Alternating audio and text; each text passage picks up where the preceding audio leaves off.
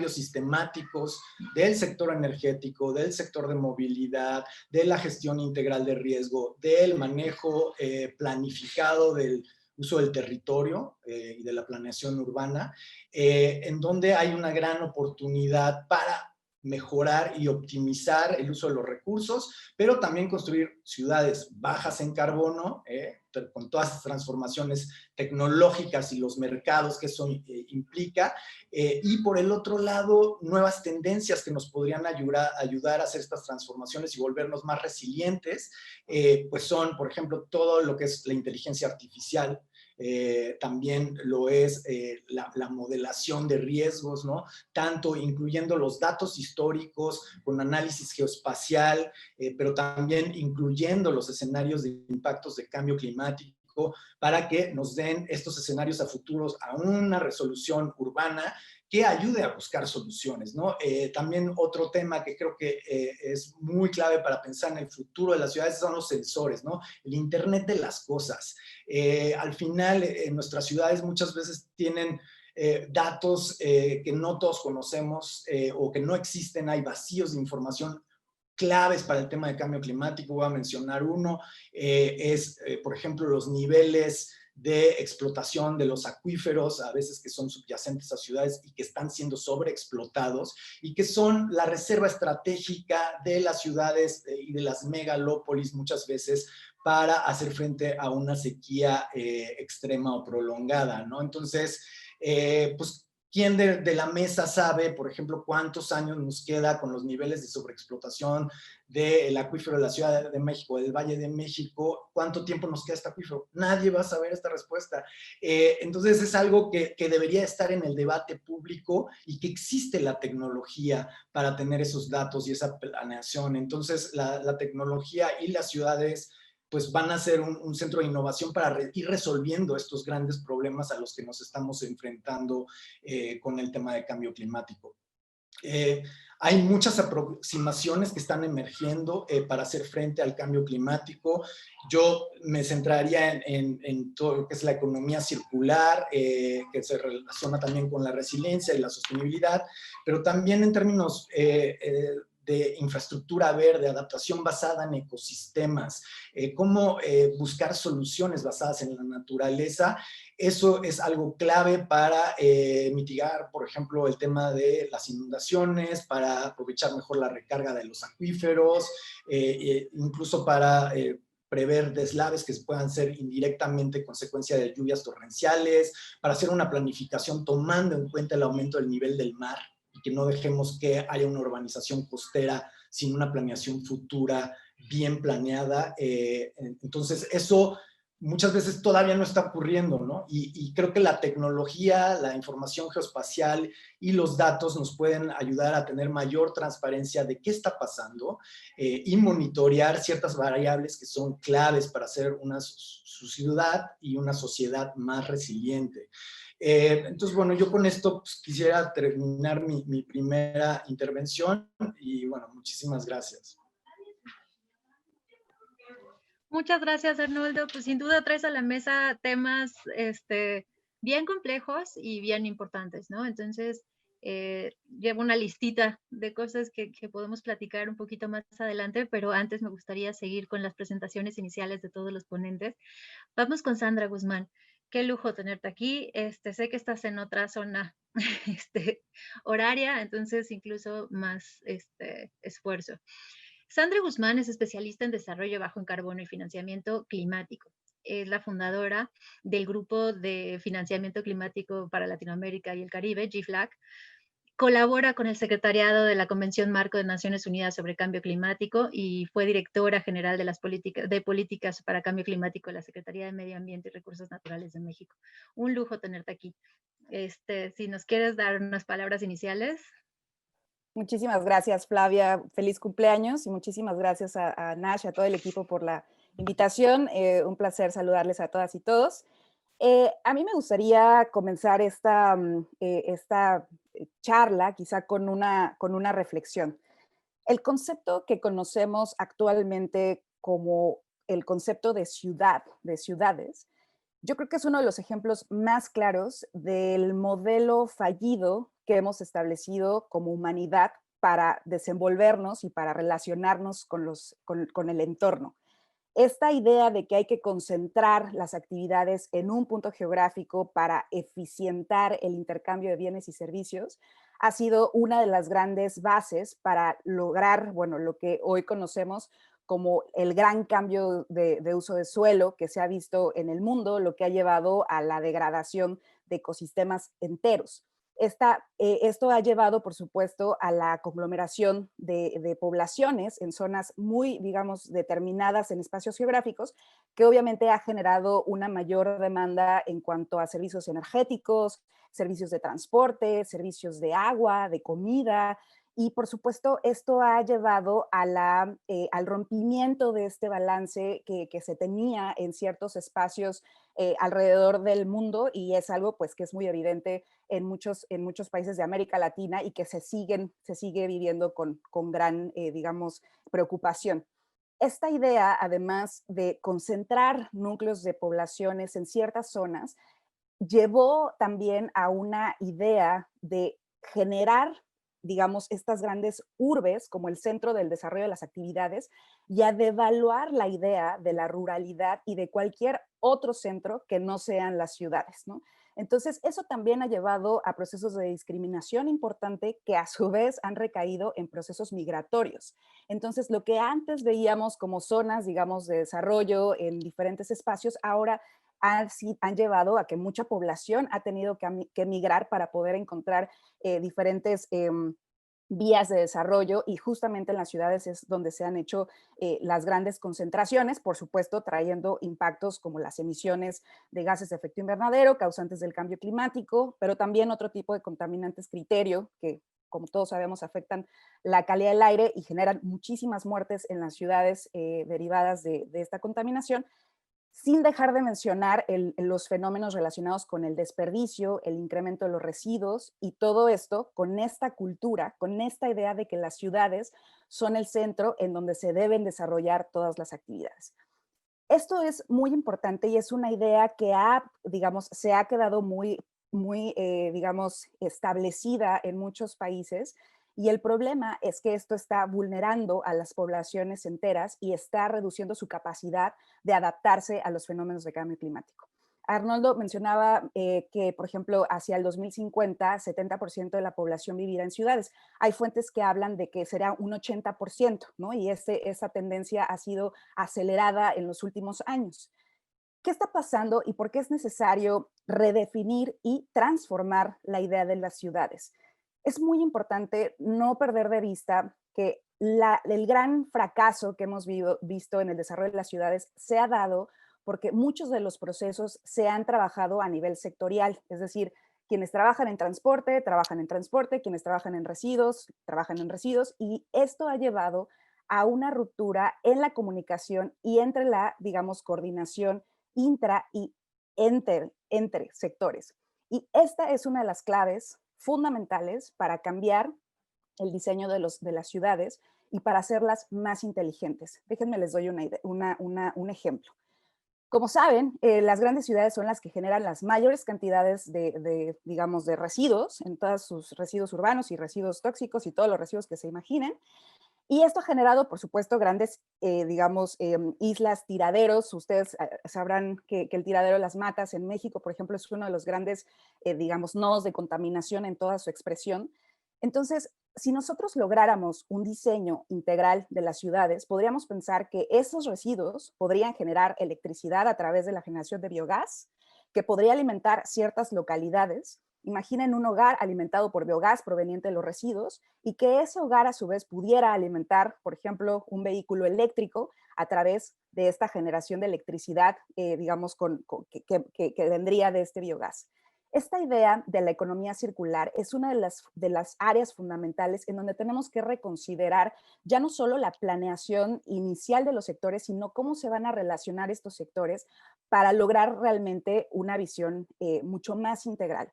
Y esta es, por supuesto, una de las grandes áreas en donde muchas ciudades ya empiezan a darse cuenta que no pueden seguir trabajando en silos y que es necesario trabajar con esta visión de integralidad, y ya no solo hacer uso de esto a través de la tecnología, ¿no? La innovación juega un rol fundamental para generar estas áreas de comunicación y, por supuesto, esto va a tener un gran impacto desde el punto de vista de la resiliencia.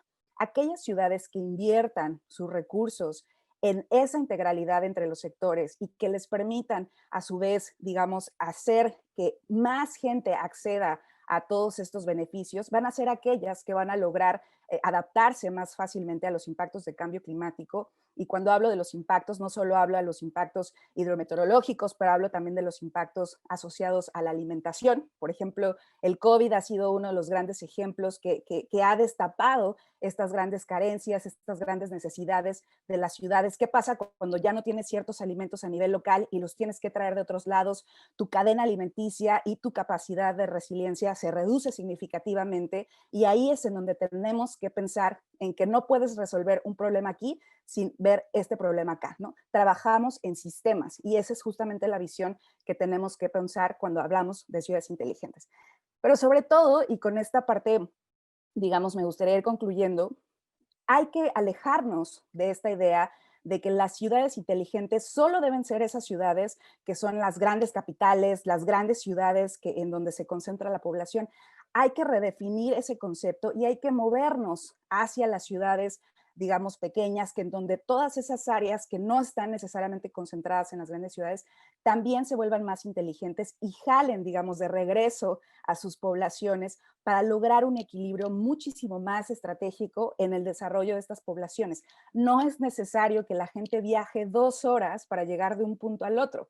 Esa es parte de la, digamos, de la visión de inteligencia, que también tiene que ver con un cambio de paradigma muy importante de que las ciudades inteligentes no tienen que ser solamente esas grandes ciudades, sino tenemos que cambiar y empezar a darle fuerza a las áreas rurales y también a todas aquellas, digamos, ciudades a nivel más, digamos, pequeño, medianas ciudades, para que realmente logremos hacer cambios a lo largo y ancho de la planeación. Y esta, por supuesto, es, digamos, la fórmula adecuada para lograr hacer frente a los impactos del cambio climático, pero también a las consecuencias y a las causas, ¿no?, del cambio climático. Entonces, una ciudad inteligente va a lograr transformar todo eso si pensamos en las diferentes áreas, pero sobre todo si nos alejamos de ese concepto tradicional. Si no, simple y sencillamente solo vamos a enverdecer procesos que van a terminar teniendo muchísimas más mayores externalidades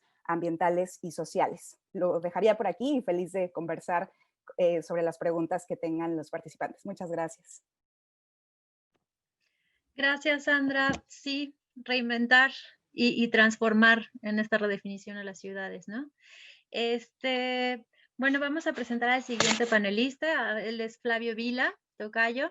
Él es de Perú, es arquitecto, es asociado de investigación del Instituto del Futuro de Perú y cuenta con experiencia laboral en la planificación urbana en el Ministerio de Vivienda de ese país.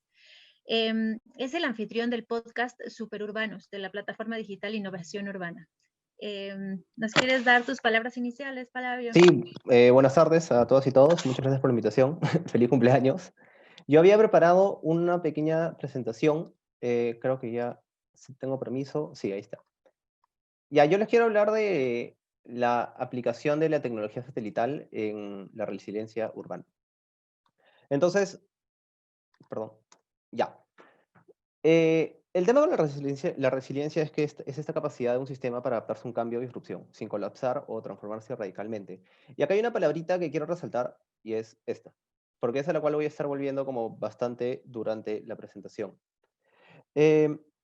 Eso significa de que un sistema tiene mecanismos internos de adaptación ante cualquier disrupción, pero siempre hay un umbral, ¿no? Hay un umbral que al pasarlo el sistema entra en crisis.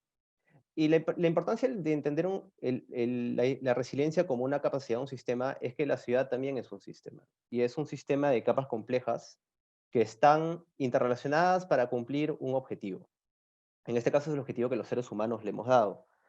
Y por eso requieren un abordaje multidisciplinario y de un abordaje dentro de varios y diversos marcos epistemológicos, porque su combinación es lo que forma la resiliencia urbana, que es lo que estamos tratando hoy.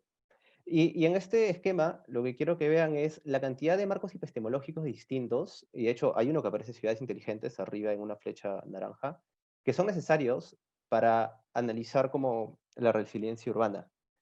Y además de que la ciudad no es una, o sea, no es un sistema solo urbano, acotado al sistema, al espacio físico de una ciudad, sino es un sistema geográfico, es un sistema mucho más grande. Porque una cosa es ver, esto es Lima Metropolitana, esta es mi ciudad, mi capital, una cosa es ver Lima Metropolitana como el espacio físico de los edificios, y otra cosa es ver Lima Metropolitana con todas sus cuencas y microcuencas que se extienden 100 kilómetros hacia adentro, hacia los Andes. No, es imposible separar estos dos sistemas. O es imposible, por ejemplo, separar a Lima Metropolitana de los humedales de villa que terminan siendo eh, paraderos para aves que continúan su migración a otros continentes. Porque cuando no vemos la ciudad como un sistema geográfico, sucede esto. Y estas son imágenes de lo que nos afectó el niño costero en el 2017, hace 3 años. Habían viviendas en franjas marginales. Esto no es en Lima, esto es en el norte del Perú. Pero esto dio a algo que fue la Autoridad de la Reconstrucción con Cambios y al lanzamiento de como 70 planes urbanos al mismo tiempo. Pero hay un problema con planificar las ciudades latinoamericanas, y aquí es donde ya voy a entrar al campo de los satélites y las ciudades inteligentes. Y es que crecen muy rápido. O sea, una de cada 4 personas en áreas urbanas latinoamericanas vive en una zona urbana marginal. Y de hecho, por ejemplo, en mi ciudad, en Lima, el 90% de los últimos 20 años corresponde a urbanizaciones informales. Y todas esas son nuevas y probablemente no están mapeadas. O sea, no existen en ningún catastro. O sea, tenemos que controlar la expansión, pero también tenemos que mapear todo esto que aún no existe en ningún mapa. Y aquí llegamos, y bueno, y una de las maneras en las cuales podemos empezar a generar propuestas para esto son con iniciativas de ciudades inteligentes. Son aplicando las TICs para mejorar nuestra calidad de vida. Específicamente, ahora les voy a hablar de la tecnología satelital. Yo tengo muchísima curiosidad por este satélite, es el PeruSat-1. Es un satélite que tenemos en Perú desde hace unos 4 años. Es de observación terrestre. Su objetivo es tomar fotos del planeta mientras lo orbita. Y toma como 300 fotos al día, es un montón. Estas son algunas de las fotos que toma. Por ejemplo, estos son unos desastres el año pasado acá en Perú, en el sur del Perú. Podemos ver la cancha de fútbol que dejó de existir. Podemos ver acá un puente que fue afectado. Pero lo que quería es que paremos un rato y hagamos como un poquito de matemáticas, porque son 300 fotos al día de imágenes del mundo, que son cerca de 110.000 al año, y esto es una big data como bastante grande. O sea, acá hay una cantidad de información enorme con la cual podríamos monitorear constantemente nuestras expansiones urbanas. Entonces, y es una manera de hacer que nuestros mapas, a los cuales estamos acostumbrados, que sean estáticos y que se actualicen cada 10 o 5 años en distintos planos urbanos, se vuelvan dinámicos, porque las ciudades están creciendo muy rápido para nosotros. Entonces, este es un GIF que hice de la expansión de Lima Metropolitana a los últimos 80 años, y quiero que presten atención a los últimos 30, en la cual la ciudad se extiende muchísimo. Entonces, ¿qué podemos esperar para los siguientes 30, hacia el 2050? Es por eso que necesitamos generar estrategias para empezar a dinamizar estos mapas urbanos o nuestros catastros. Hay algunos beneficios ya para cerrar. Uno es, o sea, creo que hay beneficios que vienen fácilmente cuando hablamos de actualización de catastros con satélites. Uno es la prevención de riesgos de desastres, al no urbanizar franjas marginales o zonas de riesgo. Otro es la redacción, ya que está todo mapeado, tranquilamente puedo saber cuántas familias hay o con qué estoy tratando, la infraestructura dañada. La reconstrucción como una manera de prevención.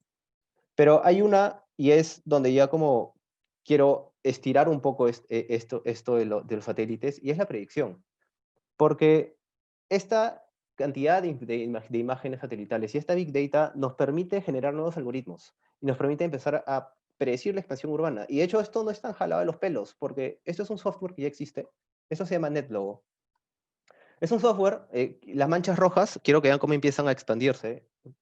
Y entonces, es un software en el cual, mediante reglas asignadas, tú puedes generar modelos predictivos. Y de hecho, este es un ejemplo muy simple, es un video que encontré en YouTube. Pero yo he visto este software funcionar con usos del suelo, con zonas de riesgo, con densidades, y entonces de alguna manera puedes empezar a generar modelos según reglas que le asignas. Y yo me pongo a pensar qué pasa si es que estas reglas podrían ser esos inputs del satélite. Y entonces ya como que tenemos patrones que están sucediendo y podemos sacar tendencias hacia el futuro.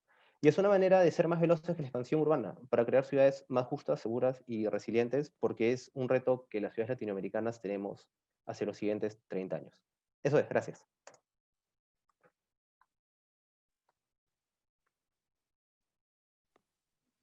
Muchas gracias, tocayo. Qué interesante, verdaderamente. Hay mucho que la tecnología puede aportar y pues sin duda tendremos más tiempo para platicarlo a profundidad. Seguimos con Denis Quenet. Él es director de proyectos de ciudades, transporte e industria sustentable de la Cooperación Alemana al Desarrollo Sostenible, la GIZ, como lo conocemos, en México. Trabajó varios años para empresas de consultorías en el sector privado, así que tiene también esa experiencia. Pues sin más, Denis, ¿nos quieres dar tu introducción? Sí, muchas gracias, Flavia. Pues feliz cumpleaños también de mi parte. Muchos saludos a los que me acompañan hoy aquí. Tengo una lámina con la que quiero iniciar este insumo de hoy, si me hacen el favor de subirla y viene.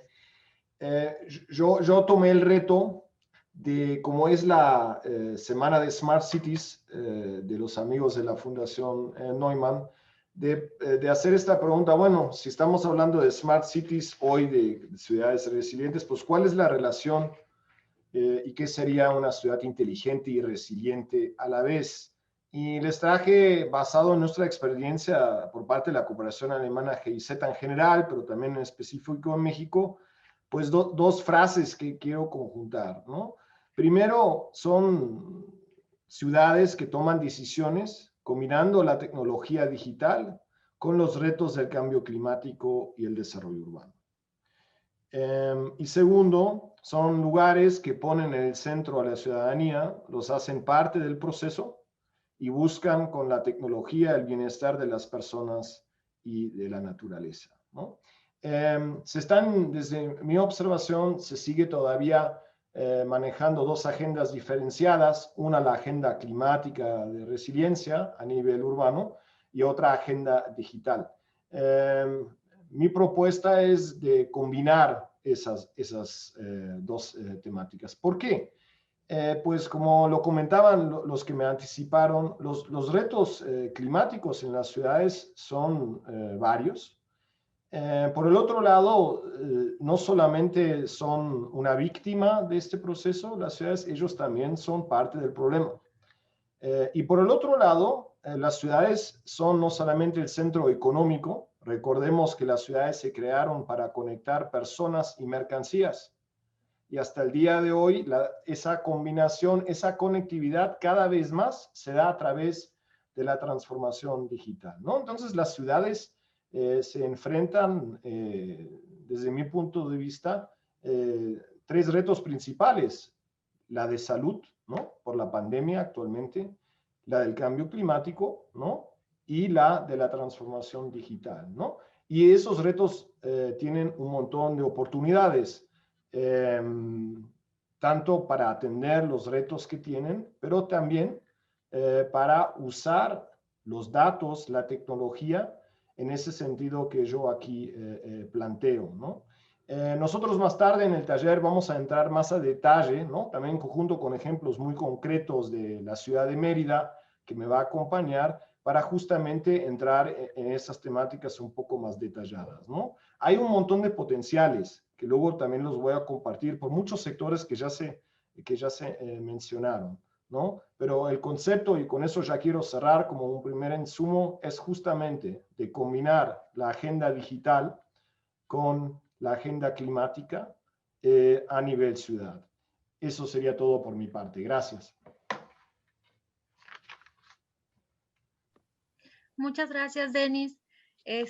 Sin duda, ese esquema nos dice mucho, ¿no? Y creo que tendremos que regresar a él más adelante. Creo que presentamos a Marco Martínez ahora.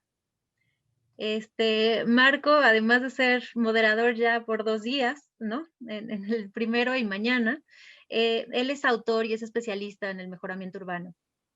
Él sirvió como asesor de la Comisión de Desarrollo Urbano del Senado de México, contribuyendo a la elaboración y a la aprobación de una reforma urbana nacional. Él es asesor para la Fundación Friedrich Naumann para la Libertad y de la Alianza para Centroamérica en materia de ciudades inteligentes. Así que el piso es tuyo, Marco. Adelante, por favor. Muy bien, gracias. Gracias a todos. Un gusto escucharles. Muy padres sus presentaciones, mucho que aprenderles. Hoy lo que quisiera hacer a lo mejor para agregarle un poquito de sabor a la temática que estamos cada uno presentando es jugar el rol del optimista racional ante estos escenarios que con frecuencia nos pueden desmotivar mucho, que creo que sobre todo a los jóvenes les podemos dar mucho ánimo si les planteamos algunas temáticas específicas que pudiéramos resolver a un corto y mediano plazo, pues trabajando de manera colectiva hacia las metas más difíciles que sí son de largo plazo. Y en ese escenario, es más, y les voy a compartir una presentación. Aquí estaba viendo si la exponía. Creo que la voy a tratar de hacer divertida para que no se me cansen mucho. Share screen y bien. Slideshow. Muy bien. Entonces, lo que les quiero plantear primero que nada hoy es, ¿sí ven ahí la pantalla? Muy bien, ok.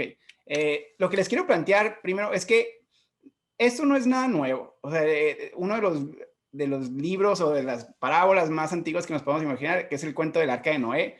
Obviamente, no con Steve Carell, en aquel entonces era otro personaje, pero a mí me gusta mucho esta película.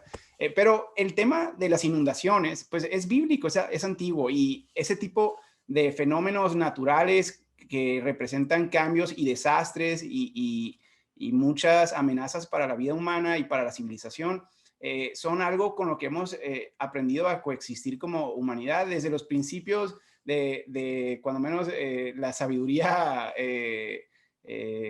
pues platicada, ¿no? Y lo que a mí me gusta de esta historia, de la historia del Arca de Noé, es que la solución en ese entonces fue una obra de ingeniería, cuando menos para adaptarse y sobrevivir ante esta amenaza que venía, que era una gran inundación.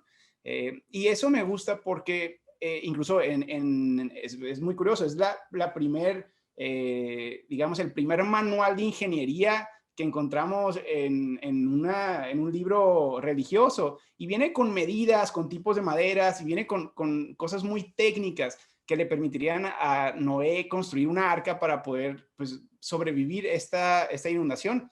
Pues lo mismo nos ocurre en las ciudades, y creo que aquí tenemos que escoger qué rol queremos jugar. ¿Queremos jugar el rol de alarmistas o de problem solvers? ¿O queremos solucionar el problema? Y me preocupa que con frecuencia vemos en la tentación de simplemente crear alarma, y mi preocupación es que eso le abre el piso a los sistemas políticos locales en las ciudades a generar un sistema de prohibiciones y de sobreregulación que en verdad no atienden los riesgos específicos que eran los que nos preocupaban.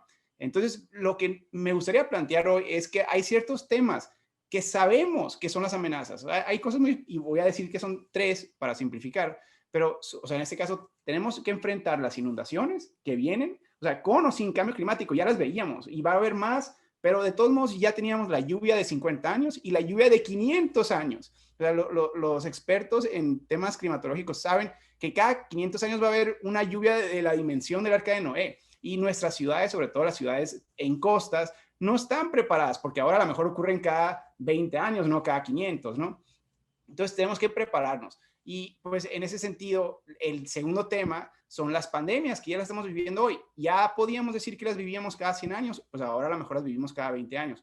Y la última, ya habéis mencionado ahorita, le cambié a última, es el tema de la escasez de agua, pero yo dijera la escasez de servicios básicos, que puede ser comida, puede ser agua, puede ser vivienda, son las cosas elementales para poder sobrevivir. Entonces, muy rápido, lo que quisiera plantear, que eran estas las preocupaciones, ¿no? Lo que quisiera plantear entonces es que, uno, para resolver los temas de la inundación, tenemos una gran herramienta que se llama infraestructura verde. Y nosotros tenemos un manual, así como el manual que le dio Noé Dios a Noé, pues nosotros tenemos el manual de mejores prácticas de ciudades inteligentes que publicamos con la Fundación Frederick Naumann. Y en ese tenemos varias herramientas que nos permiten sobrevivir y prosperar a pesar de estos riesgos que mencionamos. La infraestructura verde, el diseñar estos espacios naturales como los arroyos, como las playas, como las zonas de inundación, todas estas herramientas que podemos usar para aprovechar estos espacios como espacios públicos.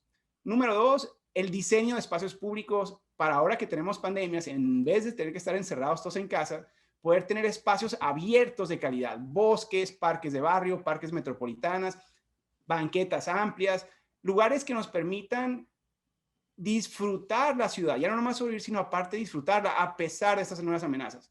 Y por último, el componente del precio, como y más allá del precio, es la modernización y profesionalización de la administración de los servicios públicos, especialmente del agua. El precio es la herramienta más poderosa que tenemos para evitar la escasez en cualquier servicio, especialmente en el agua. Y el problema es que no hemos usado por temas sociales, por temas políticos, y entonces subsidiamos un producto que está en escasez, pues se acaba más rápido. Entonces, esas son algunas de las posturas iniciales que quería compartirles.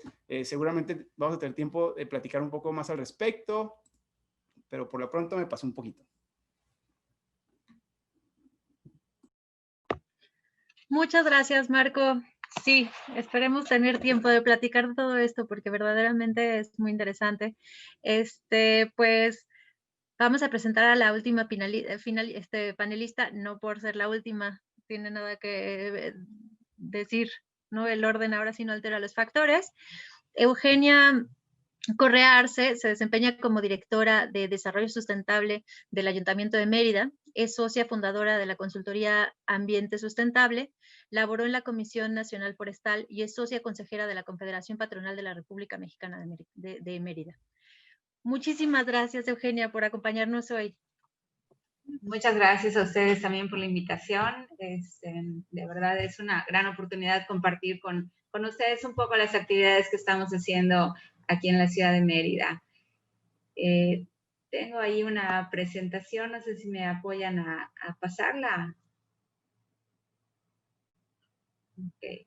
Bueno, pues un poco entrando, sin mucho como preámbulo, pues todos los comentarios que habían dicho, ¿no? O sea, creo que realmente ahorita tenemos que hacer diferentes acciones ya, acciones para adaptarnos al cambio climático y no que ya nos está llegando, ¿no? Entonces, si pasamos a la siguiente. Bueno, realmente en esta situación, en la pandemia, pues hemos visto diferentes condiciones, ¿no? O sea, vemos que temas como comentaba Sandra de seguridad alimentaria, por ejemplo, en la ciudad de Mérida, entre la pandemia y también después en el mes de junio tuvimos una tormenta y ahorita tuvimos pues efectos de un huracán y otra tormenta, que tuvimos mucha afectación a diferentes zonas de la ciudad, ¿no? Vemos que no hay una seguridad alimentaria en la ciudad de Mérida, y ahorita también lo que estaban comentando Arnoldo y Marco del tema de las ciudades en zonas costeras. Nosotros estamos a 30 kilómetros de la zona costera y aún así con estos efectos meteorológicos hemos sentido afectaciones que no se habían tenido, ¿no? Hay 10 comisarías en la zona norte de Mérida que están ahorita inundadas, aunque no tenemos lagos y ríos. Cuestiones del manto freático y del aumento del nivel del mar ha ocasionado la saturación del manto acuífero y ocasionado estas inundaciones que no se habían dado en otros momentos, ¿no? Entonces, es un poco, tenemos que repensar, aprender, tenemos que modificar y cambiar nuestras formas de construir, de movernos, de la convivencia, etcétera, ¿no? Pues como dicen, aprender de las crisis para poder transformar también, ¿no? Siguiente. Pues yo soy de la Unidad de Desarrollo Sustentable, es una reciente dirección en el Ayuntamiento de Mérida que finalmente busca como la transversalidad de las acciones y programas sustentables en las diferentes direcciones del Ayuntamiento de Mérida, ¿no? Trabajamos en servicios públicos municipales, en el INPLAN y demás, con las diferentes acciones que ellos llevan a cabo, pues que puedan adoptar medidas de eficiencia energética, entre otras cuestiones, ¿no? Sí, hasta la siguiente. nosotros aquí en Mérida tenemos el Plan Municipal de Infraestructura Verde. Desde el 2015 tuvimos el primer plan, que es un documento rector y de planeación a largo plazo, porque bueno, las administraciones son de 3 años, pero sabemos que estas acciones llevan se toman a largo plazo, ¿no? El año pasado hicimos una actualización de este Plan Municipal de Infraestructura Verde y tiene 4 ejes, 4 componentes principales, ¿no?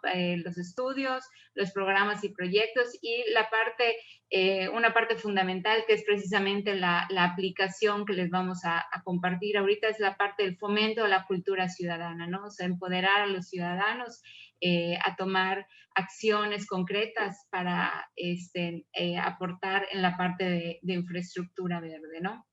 Y también la parte del fortalecimiento del marco legal que contamos ya con un reglamento de arbolado en la ciudad de Mérida. Siguiente. Bueno, otro eje fundamental también pues es la participación ciudadana.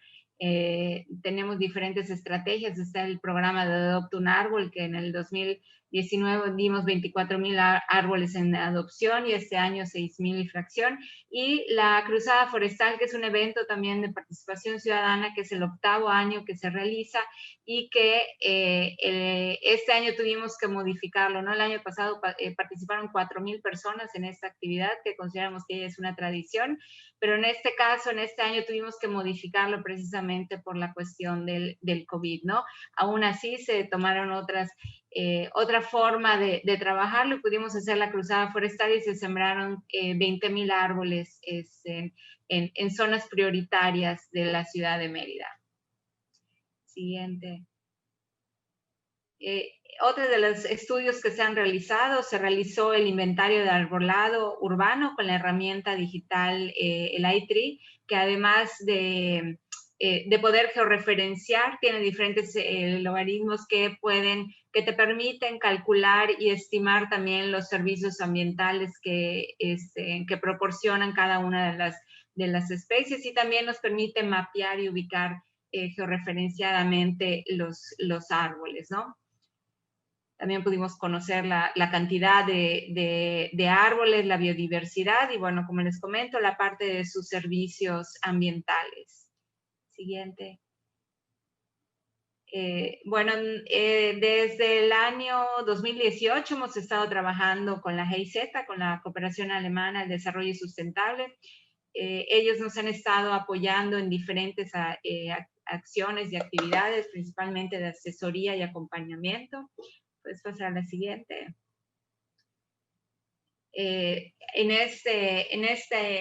Durante esta administración, pues ya saben, la infraestructura verde es un componente fundamental también para temas de movilidad, y se impartió un diplomado de calles completas e infraestructura verde. También nos han estado apoyando la asesoría del PIMOS, del Programa Integral de Movilidad Sustentable, y también han participado con nosotros en temas de Plan Municipal de Infraestructura Verde, fortalecimiento de huertos comunitarios en el área natural protegida, que es la Reserva de Cuxtal, y también desarrollo de esquemas de compensación, como comentaban al principio, ¿no? Del tema del cambio de uso de suelo en que ocurre en las ciudades, ¿no? Y pues esta principal aportación es la digitalización con un enfoque de cambio climático y, por supuesto, también la participación ciudadana. Y pasan a la siguiente. En esta parte de colaboración, en la parte de estrategias de digitalización, la GIZ y junto con la Unidad de Desarrollo Sustentable y también el INPLAN estamos trabajando en estas 3 estrategias o aplicaciones, ¿no? Una que es una aplicación para una metodología para mapeo ciudadano de rutas de transporte público, que eso lo están trabajando con el INPLAN, y también estamos trabajando en una plataforma ciudadana de acción climática, donde además de las acciones climáticas que podamos realizar como ayuntamiento, tenemos también nuestro PACMU, nuestro Plan de Acción Climática Municipal. En esta plataforma el objetivo es que las diferentes estrategias, acciones, iniciativas que tenga la ciudadanía también se puedan incluir en esta plataforma que sirva también como de comunicación, ¿no? Y pues la que les voy a presentar ahorita, que es una aplicación para identificación y mapeo de arbolado. Pasan a la siguiente. Esa aplicación, pues finalmente tiene un objetivo de que sea una herramienta que tengan los ciudadanos, un poco, pues, como decía, como para empoderarlos, para que conozcan los beneficios de los árboles de la ciudad y también acercarlos a conocimientos y que sea eso de manera lúdica, ¿no? Muchas veces nos preguntan, pues hay mucha gente que quiere sembrar árboles, pero no sabe qué árbol, seleccionar la especie adecuada en el lugar adecuado, ¿no? Entonces, esta es una aplicación que permitirá a los ciudadanos poder tener más conocimiento y sensibilizarse y poder aportar en esta parte. La aplicación se llama Árbol Meet de Mérida, y estamos ya listos, muy pronto la vamos a lanzar y pues también ustedes tienen aquí la primicia, ¿no? Pasan a la siguiente. Les voy a platicar un poco. En una sección tiene una parte de biblioteca de 100 especies. Ahí está la información técnica de cada una de las especies y también la importancia y los servicios ecosistémicos que nos brindan, ¿no? Nosotros pues fomentamos más el uso o sea, la preferencia de especies nativas para plantar en la ciudad por cuestiones de adaptación, de menor consumo de riego, favorecimiento de la biodiversidad y demás. Y bueno, pues conociendo consultando en esta parte, va a tener los ciudadanos más información, ¿no? También muchas veces seleccionan especies que les parecen bonitas, pero no conocen temas de la raíz, de la floración. Por ejemplo, muchas de las especies nativas de Mérida son caducifolias, quiere decir que en la época de calor tiran sus hojas, ¿no? Entonces, pues que la gente sepa que si siembra una de estas especies o le proporciona mucho riego, o mejor que prefiera otra que todo el año tenga follaje, ¿no? Pasan a la siguiente. Bueno, también tiene esta parte en la que un ciudadano va a poder pues identificar las especies que encuentre, ¿no? O sea, puede salir a un parque o a un lugar, conocer, ver cómo es la hoja, cómo es el tronco, cuáles son sus características, y ahí sí le va guiando para poder identificar qué especie es, ¿no? Siguiente. También tenemos esta parte de mapeo del arbolado urbano. Del catálogo que obtuvimos en el inventario del iTree es la parte que se va a subir a esta aplicación, y también en diferentes eventos, pues en eventos específicos con colaboradores pues ya capacitados y demás, vamos a hacer un como pues maratón de identificación de árboles, ¿no? En recorridos donde la gente pueda salir, identificar los árboles, marcarlos y se puedan ver en la plataforma. Y también pues el objetivo de hacer estos eventos específicos es que los podamos hacer de manera pues controlada y validada por los especialistas, ¿no? Siguiente. Y pues también esta aplicación realmente tiene un componente importante en la parte de aprendizaje. Tenemos ahí diferentes como secciones o apartados lúdicos a través de la gamificación o aprendizaje a través de juegos, o sea, con retos, para que sea muy dinámico y demás, ¿no? Es una aplicación que va a ser muy fácil para tal vez niños, jóvenes, adultos, que puedan ir conociendo a través del juego y esos diferentes retos, pues vayan aprendiendo más de las diferentes especies de árboles que hay en Mérida. Siguiente. Y también vamos a tener, o sea, tiene una parte de información interesante, ¿no? Como les comentaba, en Mérida tenemos una reserva natural municipal, que es la reserva de Cuxtal, entonces ahí tiene algunos datos interesantes.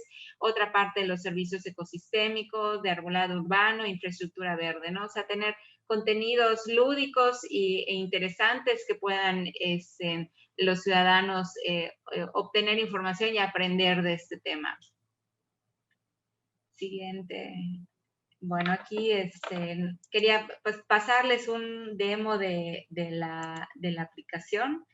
No sé si me permiten compartir mi pantalla. A ver.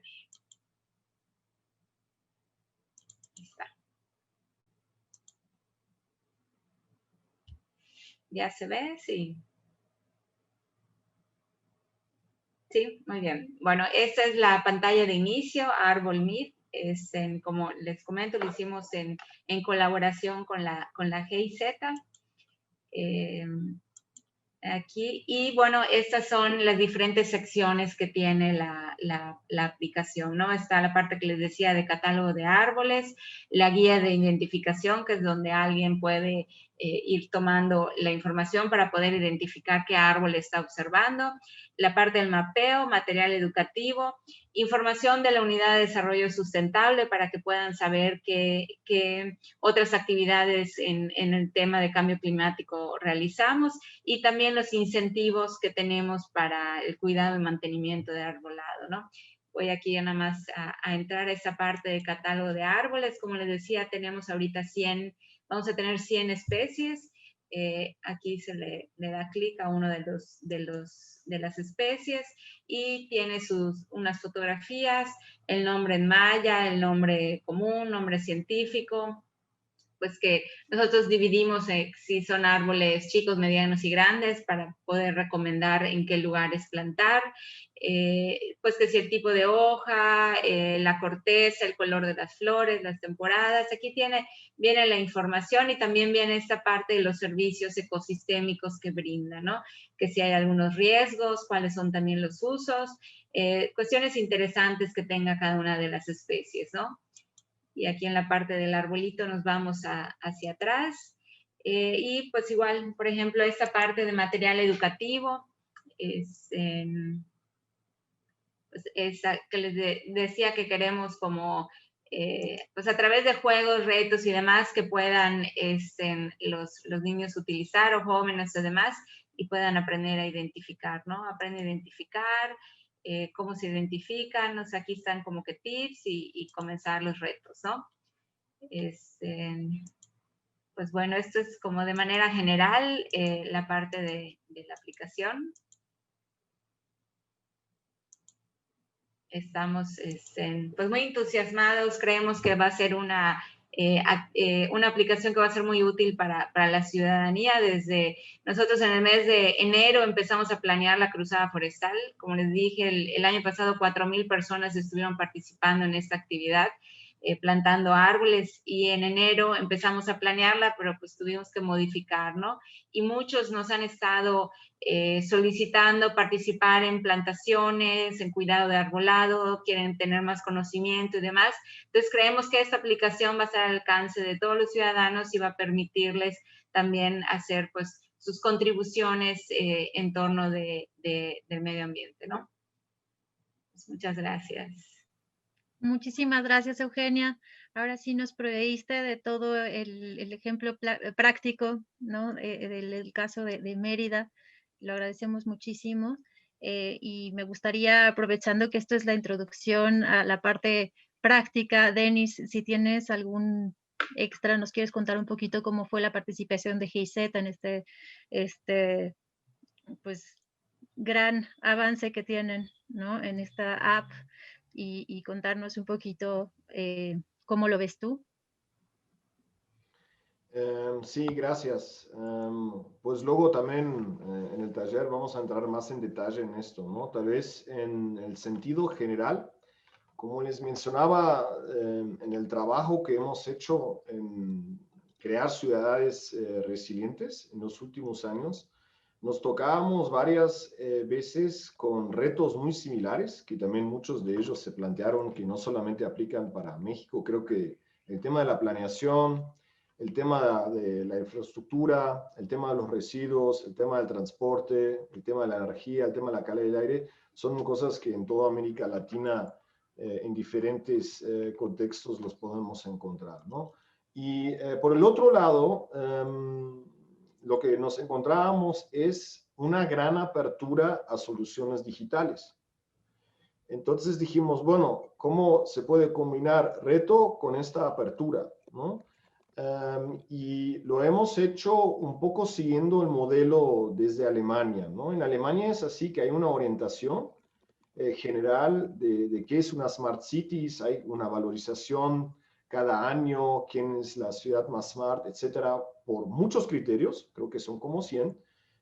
Y yo me preguntaba, bueno, ¿cómo se hicieron estos avances? Y los avances se hicieron creando agendas digitales en las ciudades de manera general, que no solamente tocaban temas de resiliencia, sino todos los temas que también la Fundación Naumann toca esta semana, ¿no? Pero dentro de eso, del medio ambiente y el cambio climático, lo que se hacía era, se iniciaba con priorizando ciertas temáticas por ciudad, adaptados al contexto local, involucrando a la ciudadanía en el desarrollo de una solución digital, obviamente con las empresas y con el gobierno, para iniciar pilotos rápidos.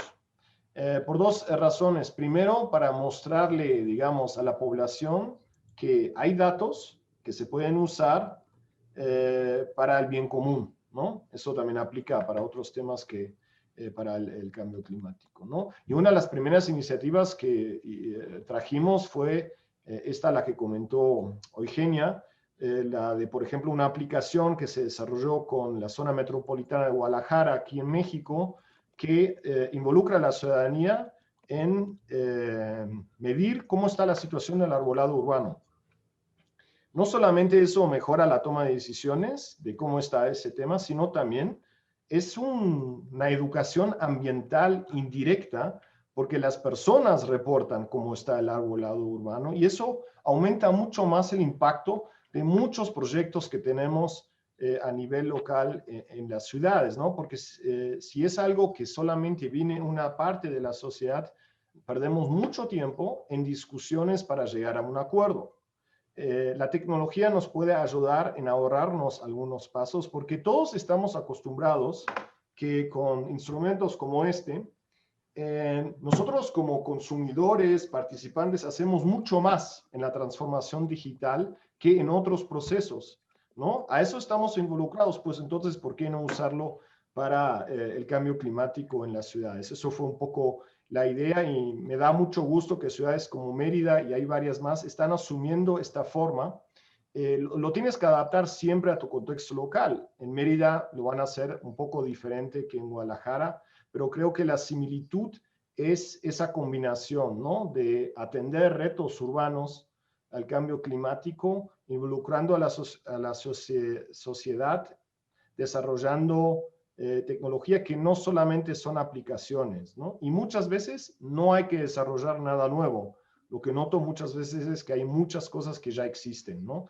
Ahí también siempre quiero invitar a todos los que están pensando en introducir soluciones digitales, siempre vale bien echar un primer vistazo qué es lo que hay. Gracias. Gracias a ti, Denis. Sin duda ha sido muy interesante tener como esta introducción como parte del conversatorio del taller, ¿no? Y vamos a regresar a esto si quieren con más detalle más adelante, pero sí me gustaría conocer las respuestas que tienen los panelistas, tanto de las palabras que han mencionado todos los demás panelistas, como esta gran idea que fue la aplicación para Arbolado en Mérida. Me gustaría empezar contigo, Arnoldo. No sé cómo, tu primera reacción, ¿cuál sería? Tenemos también, y si me permites, perdón, Arnoldo, un segundito, tenemos un par de preguntas. Una de ellas nos la hace, bueno, las dos las pregunta Hazel Chacón. ¿Cómo analizan o replantean los expertos el tema de gestión integral de residuos en una realidad donde claramente se incorpora un residuo más al cual darle manejo, mascarillas, caretas, todos los materiales que hemos venido usando por COVID, tomando en cuenta que este es un tema sin resolver y que durante años ha ocasionado un gran desastre ambiental? La otra pregunta también estaba dirigida a eso, a la gestión de residuos con tecnología. Entonces, si quieren aprovechar ahorita como para tocar este tema y pues hablarnos un poquito de cómo ven la tecnología en este combate a cambio climático desde las ciudades inteligentes. Adelante, Arnoldo. Sí, bueno, pues felicitar a Mérida, ¿no? Por esta solución, la verdad, y a la GIZ, por supuesto, de apoyar este tipo de medidas. Claramente necesitamos muchas soluciones, entonces es un muy buen ejemplo de lo que se puede hacer, ¿no? Yo creo que es clave que hayan estos retos que fomenten la innovación, la competencia, porque tenemos que hacer un cambio muy acelerado, ¿no? O sea, no tenemos tiempo. Ahí sí, la reflexión de Marco de no ser alarmistas, híjole, la verdad, yo sí me gusta ser alarmista porque sí creo que estamos en una de las crisis más importantes que ha vivido la humanidad, tanto crisis climática como crisis en pérdida de biodiversidad, y que si no actuamos rápido, rapidísimo, las cosas se van a poner peor, ¿no? Entonces, creo que bravo por estas iniciativas. Me gustó también mucho lo que presentó Flavio de la parte de análisis espacial. Pero voy a un tema que me gustaría tocar y que creo que no se tocó suficientemente, y en el contexto de América Latina y los países en desarrollo creo que es clave, ¿no? Es la informalidad. Bueno, se mencionó por ahí la informalidad, ¿no? Pero la informalidad hace que vivamos procesos muy distintos en nuestras sociedades en América Latina, porque hay una gran parte de la población, alrededor del 50%, por ejemplo, en el caso de la Ciudad de México, que vive en la formalidad y el otro 50% en la informalidad. Pero ¿dónde se toman las decisiones? En el mundo de lo formal, ¿no? Los tomadores de decisión generalmente, la mayoría de ellos viven en barrios donde hay formalidad, están dentro de las instituciones que aportan a la formalidad y viven un proceso cotidiano en el que la mayoría de sus interacciones están con la formalidad. Entonces, yo sí me quedo sorprendido y veo una gran oportunidad en el sentido de que en América Latina los procesos de urbanización han sido, digamos, anteriores. Ahorita ya tuvimos una explosión demográfica hacia las ciudades, que ahora está pasando en Asia y en África, ¿no? Entonces, muchos procesos se están repitiendo. Entonces, hay una gran oportunidad de entender esta informalidad, hacer mejoras, sobre todo con el tema digital, y metiendo el tema de cambio climático y mejorando la calidad de vida de nuestras comunidades que viven en la informalidad y que están siendo marginadas. Y también para el monitoreo y de forma estratégica, pues manejar el territorio, ¿no? O sea, claramente no podemos detener, por ejemplo, los asentamientos informales en su totalidad mientras haya una presión social hacia esto, pero sí podemos ver dónde no nos va a poner en riesgo a todos. Si se cubren las áreas, por ejemplo, de captación de agua, críticas para una región como el Valle de México, 30 millones de personas, porque dejamos que haya asentamientos informales en zonas críticas de recarga del acuífero, pues perdón, pero eso no se puede, ¿no? Porque está en juego la vida de más de 20 millones de personas. Entonces, sí creo que el tema de informalidad merece una muy importante atención en esto de ciudades inteligentes. Y creo que también ahí habrá un mercado importante y mucha innovación necesaria. Y nada más para finalizar, creo que también los datos deben de ayudarnos a mover el tema del retorno del riesgo que está cambiando por el cambio climático en las inversiones, ¿no? Que se dan en las ciudades, ¿no? No podemos seguir planeando con datos históricos, necesitamos integrar los escenarios de cambio climático con modelación que nos permitan ajustar ese retorno de riesgo que está dándose hoy.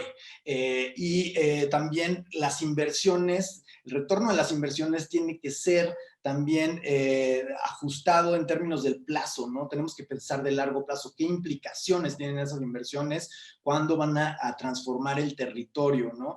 Y bueno, con esto concluyo. Gracias. Muchas gracias, Arnoldo.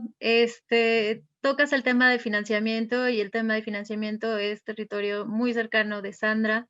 Me gustaría mucho oír qué tienes tú, qué opinar al respecto. Creo que es uno de los grandes retos que tenemos en las ciudades y sin duda, pues tu experiencia ha sido un ejemplo. Entonces, ¿nos quieres platicar un poquito? Claro que sí, rápidamente. Creo que hay una necesidad muy grande de replantearnos las estrategias de movilización de financiamiento y de inversión en sectores estratégicos, pero además dimensionar y darnos cuenta que no va a haber una solución que va a venir desde un sector. Yo creo que ya estamos en un punto en el que la crisis climática nos superó a todos, el COVID nos demostró que tenemos un aparato, digamos, financiero, económico vulnerable también. Entonces, es importante que los estados también, digamos, como gobiernos, reconozcan los límites, digamos, en torno a las inversiones y que se movilice un financiamiento tanto privado, nacional como internacional, para lograr hacer sinergias cada vez más precisas. Por ejemplo, estas alianzas público-privadas en materia de financiamiento son de los esquemas más exitosos, y reconocer que los estados tienen límites, ¿no? Los gobiernos tienen muchas limitaciones en este sentido, y por eso es muy importante que se generen los incentivos, pero también la planeación en el corto, en el mediano y en el largo plazo, que genere esa certeza, ¿no? Y fortalecer, por supuesto, el aparato público es muy importante, porque eso ayuda a generar confianza por parte de otros actores, y creo que esa es una de las áreas de mayor, digamos, relevancia hacia el futuro. Y concluiría diciendo que el financiamiento va a ser la punta, digamos, para mí siempre ha sido como el eje rector. Puedes tener las políticas más extraordinarias, pero si tú no le inviertes y generas las condiciones para que eso suceda, simple y sencillamente te vas a quedar con el mejor diseño de, digamos, de una planeación muy bonita, pero no va a funcionar en la práctica.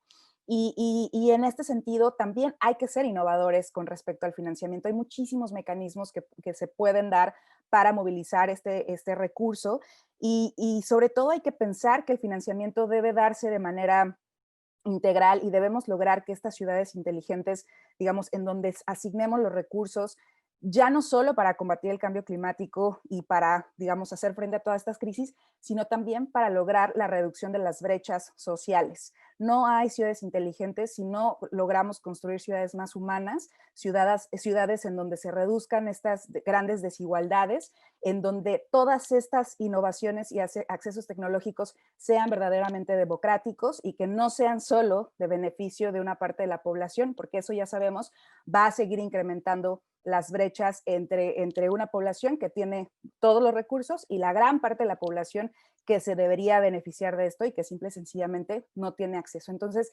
todas estas ciudades inteligentes tienen que venir también con un enfoque de género, por supuesto, en donde las mujeres y los hombres sean igualmente respetados, niños y niñas, pero también con un enfoque de derechos humanos, ¿no? De derechos de las comunidades también, ¿no? A dar acceso a también las poblaciones locales, y por supuesto con un enfoque intergeneracional. Es decir, las ciudades inteligentes tenemos que verlas en su integralidad, y por eso lo que invirtamos hoy va a ser crucial para el futuro que queremos, no solo de nuestras ciudades y para nuestros niños y niñas, sino también para la propia supervivencia de la humanidad, y la manera en que nos vamos a relacionar unos con otros, o de lo contrario vamos a vivir pues grandes momentos de violencia e inseguridad a causa de todas estas inequidades. Así que lo dejaría por ahí. Muchas gracias.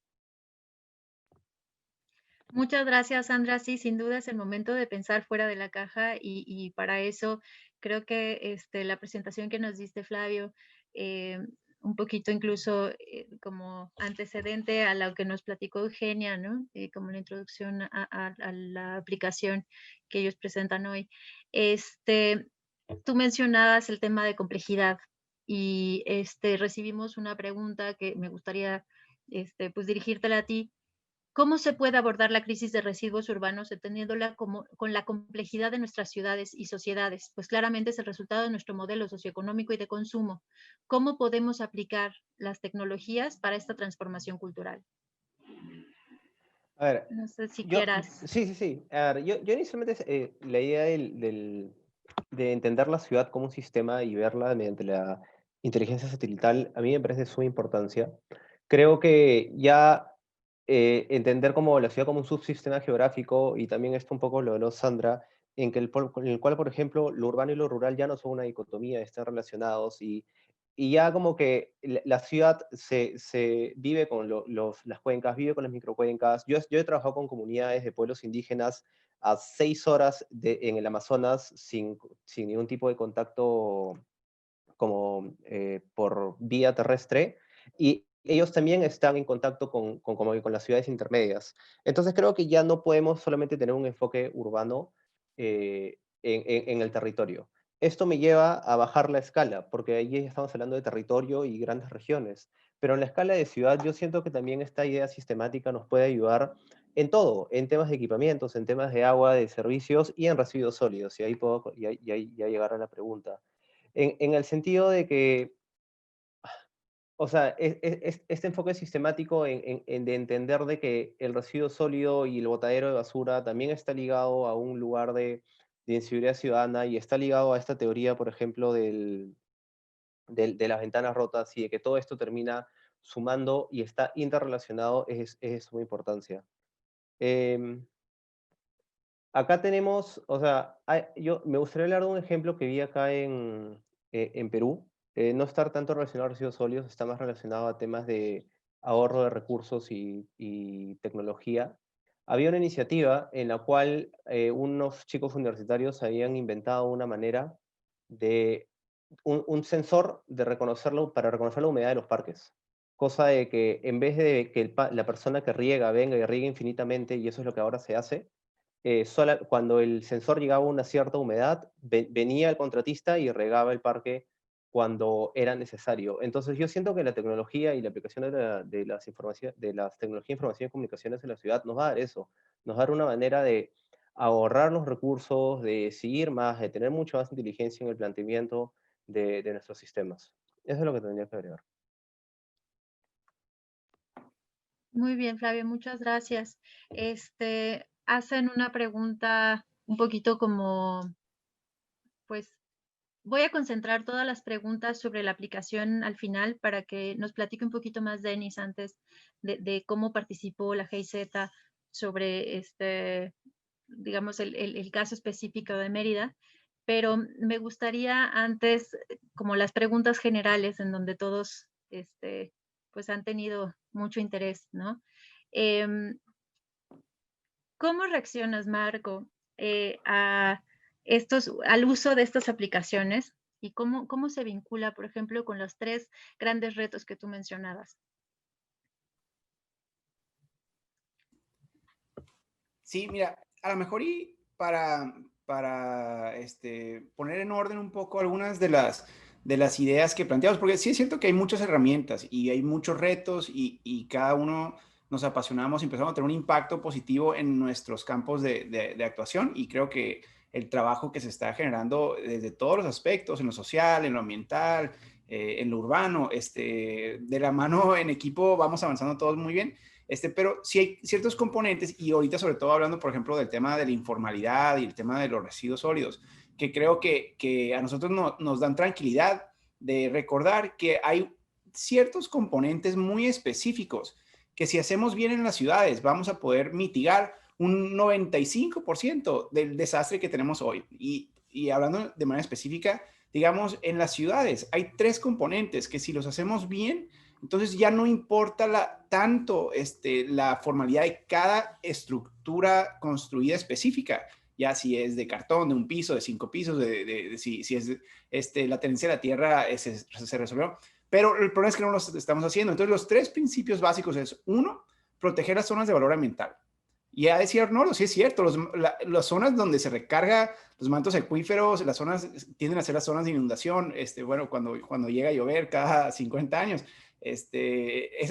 los arroyos, las primeras dunas de las playas, las laderas peligrosas de los cerros. O sea, hay ciertos componentes que tenemos que proteger con toda pasión, y por eso nosotros decimos que tenemos que convertirlos en espacios públicos, porque es muy fácil para un alcalde venir y dar un cambio de uso de suelo si no hay un uso ya en el cual la comunidad se haya apropiado para recreación y con todos los cuidados ambientales, ¿no? Pero es bien importante poder asegurar que la comunidad se apropie y que lo use de una manera, aunque sea educativa, para que cuando a un alcalde se le ocurra llegar a hacer un cambio de uso de suelo, pues se levanten armas, no nomás los ambientalistas, sino toda la comunidad que usa ese espacio, ¿no?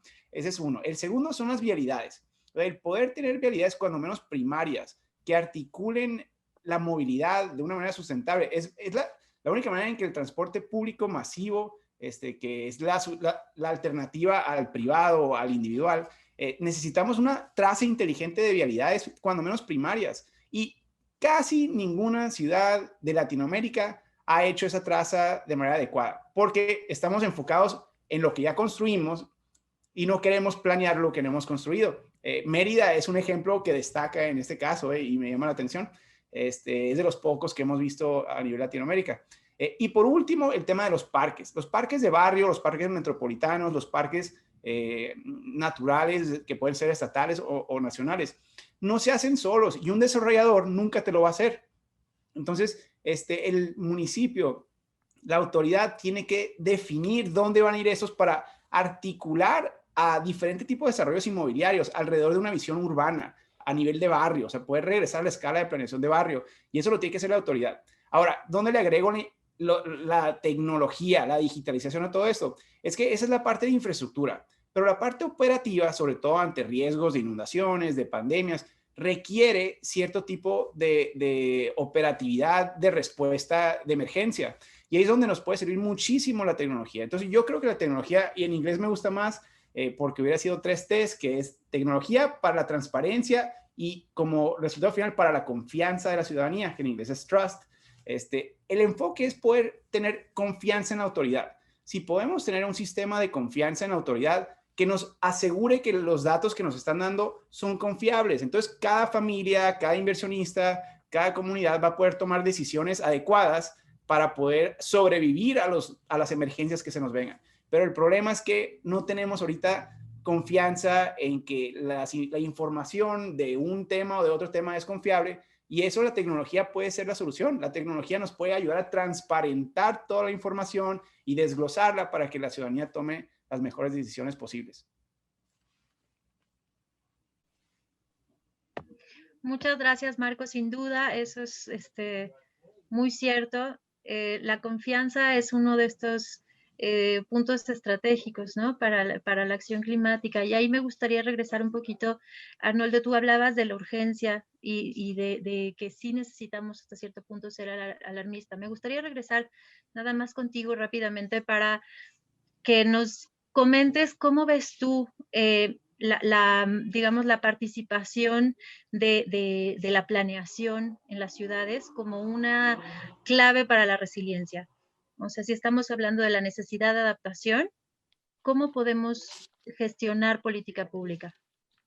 Sí, bueno, tocas un tema clave, muy sufrido, yo creo que en América Latina, pero en muchas regiones del planeta, que es la planeación es cortoplacista, ¿no? Las empresas planean a 1 año, 3 años, 5 años, 10 años, las que son ya multinacionales con una gran planeación, ¿no? Y los gobiernos, pues, son locales, a veces son de 3 años, 6 años.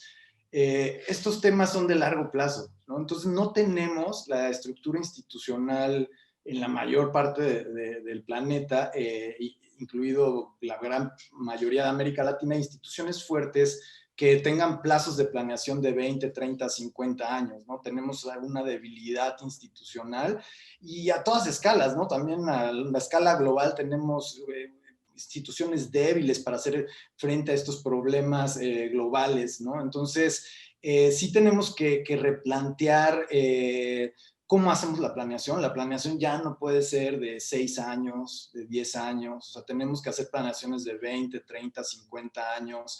Tiene que haber un monitoreo de los compromisos, ¿no? O sea, tenemos que usar la tecnología para monitorear, por ejemplo, los compromisos de cambio de uso de suelo que realmente se mantengan, ¿no? Hay muchísimos casos en que no son respetados los programas de desarrollo urbanos en densidades, en desarrollos donde no debería haber desarrollos, generación de riesgos, que ya sabemos que ahí va tarde o temprano a haber una tragedia y sigue pasando, ¿no? Entonces, es un tema pendiente, es un tema donde la tecnología creo que puede jugar un rol muy importante con la participación ciudadana, ¿no? El ciudadano tiene que ser consciente de salir a las calles o a lo que tenga que hacer para frenar a veces las acciones de la autoridad o de los desarrolladores que no van conforme a una planeación de largo plazo, ¿no? Entonces, eso es importante, pero regreso al tema de la informalidad, ¿no? O sea, incluso si tenemos unas instituciones fuertes, planeación de largo plazo, si no consideran el componente de la informalidad, van a tener vacíos muy graves, ¿no? Entonces, tiene que haber realmente inteligencia para este tema de la informalidad en torno al cambio climático y la resiliencia. Gracias. Gracias a ti, Arnoldo. Me gustaría regresar contigo, Sandra. Tú mencionabas el reto o sea, el gran problema que genera la sectorialidad, ¿no? El hecho de pensar en los problemas urbanos como aislados, la movilidad, los residuos y la necesidad de romper silos. Me gustaría mucho que nos platicaras un poquito de tu experiencia. Ya mencionamos aquí pues muchos de los retos que nos vamos a enfrentar desde las ciudades ante cambio climático. Pero de tu experiencia, ¿qué nos puedes contar? ¿Qué ejemplos nos podrías traer a la mesa? Muchísimas gracias. Me gustaría hablar de un tema que para mí es uno de los que ya están generando importantes transformaciones, que es el tema de la electromovilidad, ¿no?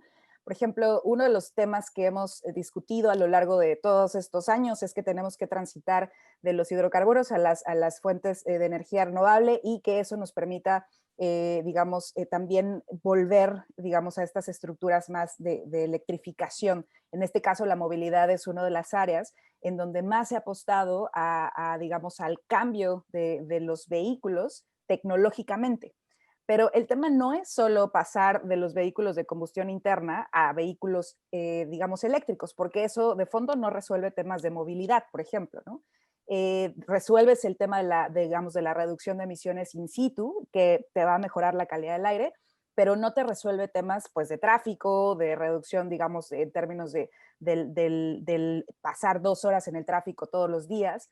Entonces, cuando hablamos de la intersectorialidad y de empezar a trabajar, es justamente cómo conectas el desarrollo tecnológico y la innovación con el replanteamiento del funcionamiento de las ciudades. Entonces, ya no es solo el cambio tecnológico, por ejemplo, en este caso, de motivar el uso de vehículos, por ejemplo, en este caso, eléctricos, sino, por ejemplo, cómo implementas la electricidad, la electromovilidad, por ejemplo, en el transporte público, y estableces áreas de conectividad, ¿no? Corredores como estratégicos que conectan a la población en sus centros de trabajo, sus centros profesionales, y que te permita repensar el diseño de la ciudad, ¿no?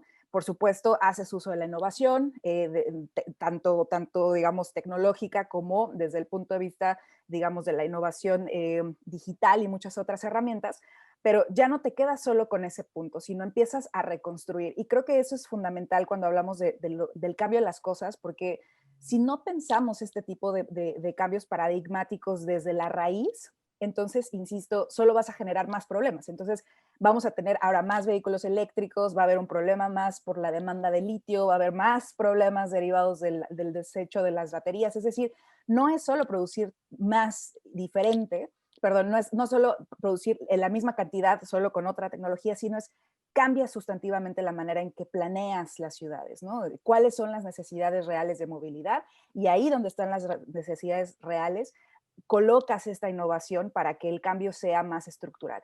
Entonces, lo mismo pasa con la energía renovable. O sea, por ejemplo, hay muchas críticas en algunos proyectos en donde la energía renovable es tan extensiva que también tiene impactos negativos. Entonces, ese no es el objetivo. El objetivo es generar, por ejemplo, ciudades en donde los edificios consuman menos electricidad, en donde los hogares consuman menos electricidad y que eso le permita a las energías renovables competir, pero no para satisfacer una demanda creciente y digamos, descontrolada de la electricidad, sino para que alimentes una necesidad de tener acceso a la electricidad, pero no es creciente. Y en este caso, por ejemplo, si tú tienes proyectos por ejemplo, en algunas comunidades se ha buscado esta parte de hacer comunidades renovables, por ejemplo, con energía solar, que son comunidades en donde operan como sistemas, ¿no? Entonces tú trabajas a un nivel, digamos, comunitario, tienes, digamos, tus paneles solares y eso te permite alimentar, digamos, tu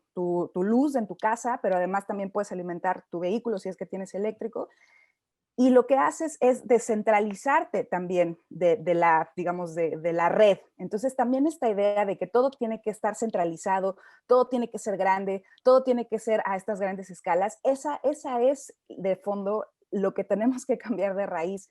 No todo tiene que estar centralizado en un mismo espacio, no tenemos que ir por los grandes megaproyectos, no es el objetivo, y por el contrario, si mantenemos esa visión, vamos a volver a repetir el mismo esquema, solo quizá con alguna tecnología un poco más verde, pero eso no va a resolver el problema de fondo. Entonces creo que el cambio sustantivo está en la planeación, más pequeña escala, regresar, como insisto, a valorar las áreas que están fuera de las urbes, a darles un nuevo espacio en donde también pueden operar de manera inteligente, en donde sean también, digamos, áreas de conectividad más a pequeña escala, y cómo todo eso va a alimentar, digamos, unos sectores con los otros. Entonces, a eso me refiero con conectar la operación de los sectores, pero regresando a escalas, digamos, más pequeñas, que nos permitan realmente, digamos, pensar en sistemas sostenibles. No vamos a poder hacerlo de otra manera porque simple y sencillamente necesitaríamos muchos más planetas para abastecer la demanda creciente que se vive en el mundo. Muy cierto, muchísimas gracias, Sandra. Pues ya para concluir, una reflexión final, Flavio. A mí me gustaría complementar a lo que ha dicho Sandra, en el tema de que sí, es cierto de que necesitamos como repensar temas de movilidad y también, o sea, otras estrategias como que son bastante smart y no incluyen el uso de la tecnología es como innovar y cambiar paradigmas. O sea, ¿qué pasa? Acá en Lima tenemos un dato en el cual el 30% de la población limeña, obviamente antes de la pandemia, iban como a los mismos 3 distritos todos los días a trabajar. Entonces, obviamente va a haber tráfico, pero al cambiar paradigma y pensar como en modelos policéntricos y descentralizar la ciudad, es una salida y también es una manera como de tener perspectivas multisectoriales, porque es crear centralidades donde exista la educación, la salud, el comercio, la vivienda y todo lo que necesita una persona para vivir. Parte de la centralización también es que las urbes, al expandirse, se han estado como comiendo estas áreas agrícolas o sea, bajo esta dicotomía tradicional del urbano y lo rural, ¿no? Porque o sea, en teoría no pueden existir unos, o sea, uno no existe en el otro, o sea, tradicionalmente son como dos cosas separadas, que ya no debería ser así, pero lo que termina sucediendo es de que mucha de la comida que comemos en las grandes metrópolis no sabemos de dónde viene. O sea, yo no, acá, por ejemplo, en Lima, el ajo viene de Arequipa, que queda como un tercio del país más abajo, y la maracuyá viene de Tumbes, que queda totalmente al otro lado del país, más arriba, al norte. Entonces, no creo que están jalados los pelos pensar que en algún momento también va a empezar a haber agricultura nuevamente en la ciudad. Y a lo que quiero ir con esto es de que el hecho de tener un modelo policéntrico descentralizado, que yo desde mi casa pueda tener acceso a educación, salud, comercio, y además también tener temas como agricultura y cosas así, va a reducir nuestra huella de carbono. Porque vamos a usar menos carro, vamos a desplazarnos, o sea, podemos ir más en bicicleta o caminando, y reducir nuestra huella de carbono finalmente va a ser un cambio positivo, un impacto positivo a todo esto del cambio climático que estamos viviendo. Y son iniciativas que no incluyen la tecnología, pero incluyen como esta idea de cambiar paradigmas e innovar dentro de cómo entendemos nuestros espacios urbanos y territoriales. Eso, gracias. Muchas gracias, Flavio. Marco, comentario final. Con esto quiero concluir la conversación para podernos concentrar un poquito más en lo que nos comentaba Eugenia. Tenemos muchas preguntas sobre la aplicación, entonces nos vamos a seguir con la presentación de Denis y vamos a concentrarnos ya en la aplicación de Mérida. Pero pues sí, una última palabra, Marco, para concluir nuestra conversación. Sí, con gusto. Y claro, no les quito mucho tiempo para el taller. Creo que va a ser muy interesante. Mira, por nuestra parte, creo que simplemente insistir en no perder de vista lo primero. O sea, que hay ciertas cosas que son muy específicas, que si las resolvemos, logramos la mayor parte de la solución, y que con frecuencia son las cosas que no estamos haciendo, porque como decía Arnoldo, tienden a ser de largo plazo, y las dinámicas inmobiliarias y políticas pues nos han enfocado en lo cortoplacista. Entonces, tratemos de resolver esos temas específicos, y creo que vamos a haber logrado gran resiliencia para el futuro de las ciudades, sea cual sea el desempeño colectivo del mundo, ¿no?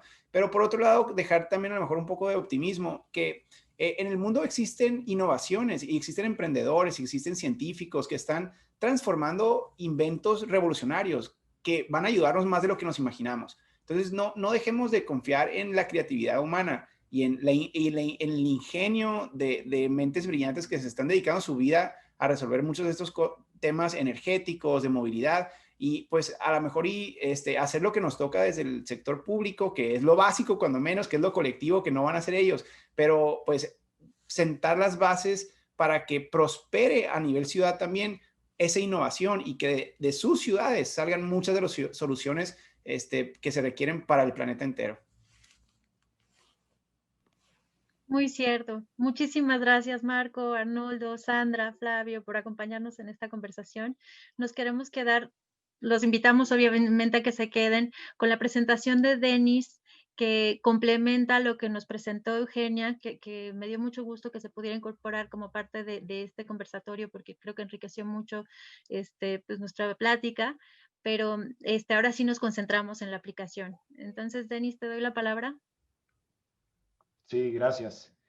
Pues como les compartí en un inicio, lo que hicimos en su momento fue revisar cómo se pueden conjuntar las agendas climáticas con las agendas digitales en las ciudades, ¿no? Pues como los que sabemos un poco de cambio climático, todos sabemos, pues hay medidas de adaptación al mismo y hay medidas de mitigación.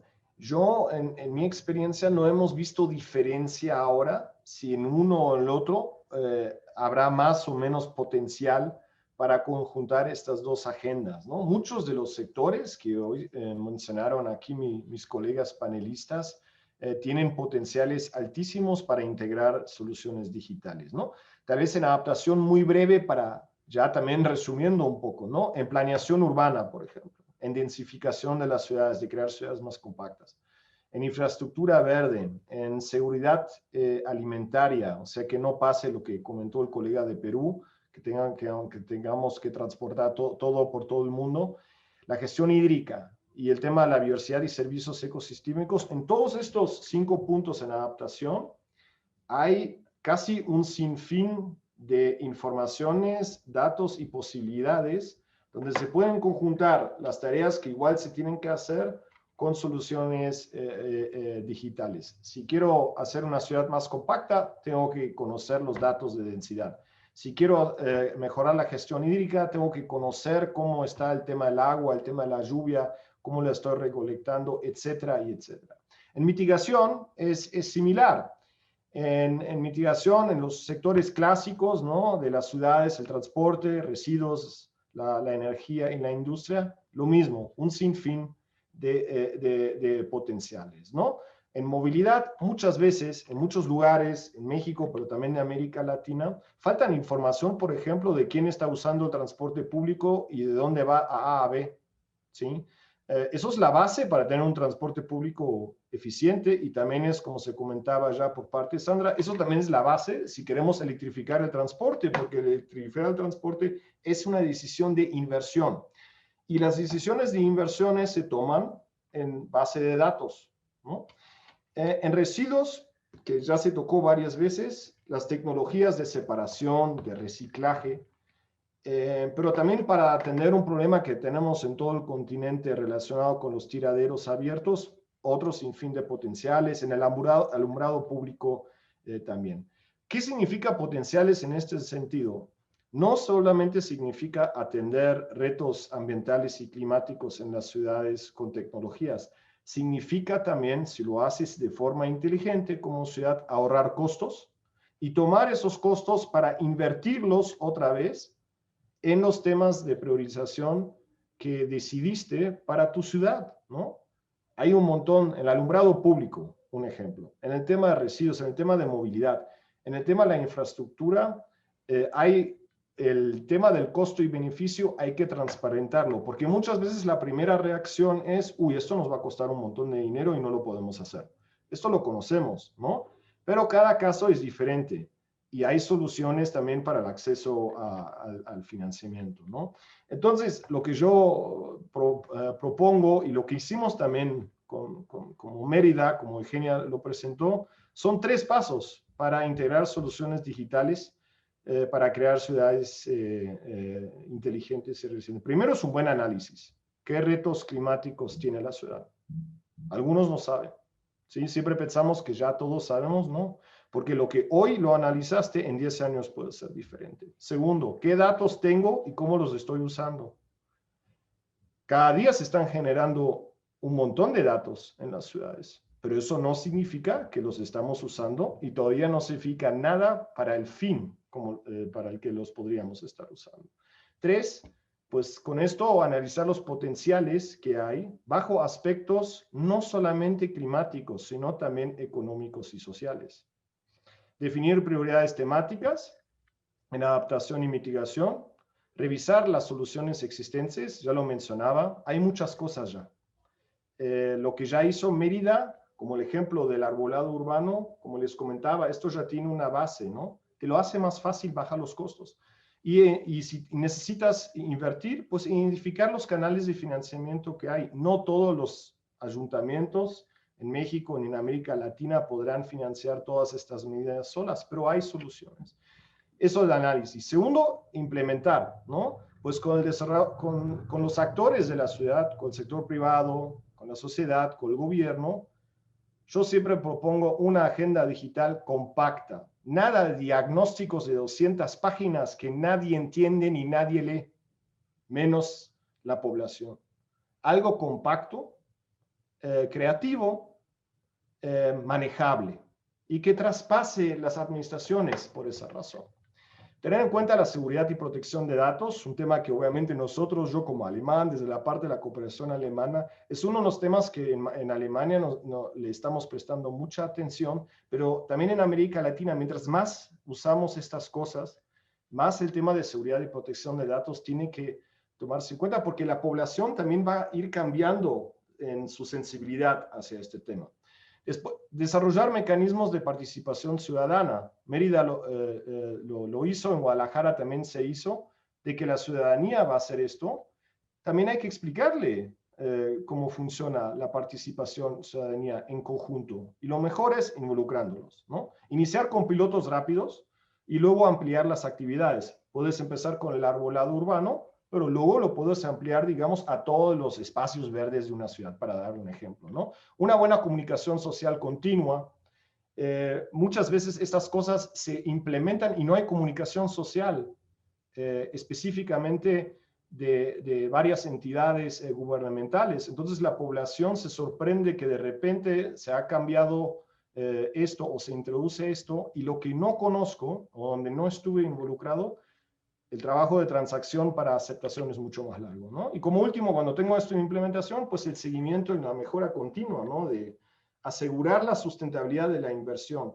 Hay un montón de proyectos digitales que terminan con la fecha del primer pago que se invirtió, sean aplicaciones, sean páginas web, hasta sean cosas más complejas, ¿no? Entonces, pues si vamos a hacer un proyecto nada más para un año, la pregunta tiene que ser, bueno, en octubre del 21, ¿quién le va a dar seguimiento a esto? Es parte de identificar el canal de financiamiento, ¿no?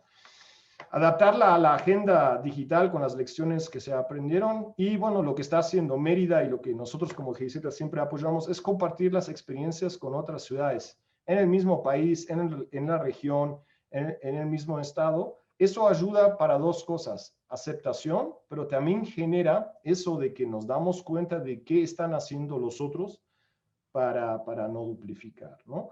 Y en Mérida, ¿no? Tal vez Eugenia quiere entrar más en el detalle, pues hemos encontrado con ellos dos puntos de interés, ¿no? Que es más orientado al tema del arbolado por un lado y por el otro al tema de transporte, ¿no? Y esos dos temas en Mérida son un tema, pero también lo son en varias ciudades más. Tal vez así, aquí lo dejaría. Muchas gracias, Denis. Sin duda, pues es muy interesante ver todos estos asuntos que pues se tienen que considerar a la hora de hacer algo como el trabajo que hicieron en Mérida, ¿no? Tenemos muchas preguntas para Eugenia y para ti, y me gustaría ver si podemos concentrarnos en algunas de ellas. Empezamos con una. ¿Qué requisitos, y esta va dirigida para ti, Denis, qué requisitos debe cumplir una ciudad latinoamericana para merecer el apoyo de GIZ en temas ambientales? Depende del país de donde viene la pregunta, ¿no? En general es así. Nosotros lo que hacemos son dos cosas. Los proyectos de ciudades de GIZ en América Latina no los hay en todos los países, eso lo tengo que decir, ¿no? Creo que en 7, 8 países sí los hay, desde México hasta Chile. Obviamente el acceso a la GIZ local, ¿no? Si es en México, pues luego pueden conectarse con mucho gusto conmigo. Hay dos maneras. Primero es, si ya hay proyectos de ejecución, es que los involucramos en el compartir las experiencias, lo que estamos haciendo hoy. Eso es por una parte, ¿no? Y por la otra parte es que muchas veces hacemos un concurso o otras actividades cuando inician proyectos nuevos, donde como con Mérida, pues hacemos como una selección, ¿no? El tema es que obviamente hay más ciudades que GIZ, entonces siempre tenemos que buscar algunas prioritarias en algún momento, pero sin embargo nuestro compromiso es con todas en los países, en el sentido de que sí, actualmente estamos trabajando con 10, para darles un ejemplo en México, pero si se acercan ciudades que no son estas 10, el acuerdo, como lo está haciendo hoy Eugenia, es que estas ciudades compartan las experiencias de la cooperación alemana, ¿no? O sea, para que esto se balancee un poco, ¿no? O sea, la persona que lo preguntó, revise en Google si hay una GIZ, una agencia en su país, ¿no? Y la contactas, y si es con México, pues con gusto me pueden conectar aquí. Gracias. Muchas gracias, Denise. La pregunta era de James Rojas. No nos dice de dónde nos está escuchando, pero pues ya le diste un poquito de luz. Me gustaría ir con preguntas que están dirigidas para ti, Eugenia, de Ángel Medina. Dice, ¿la aplicación es solo para un lugar geográfico específico o se puede usar en otro? Esta pregunta es de Kay Boden.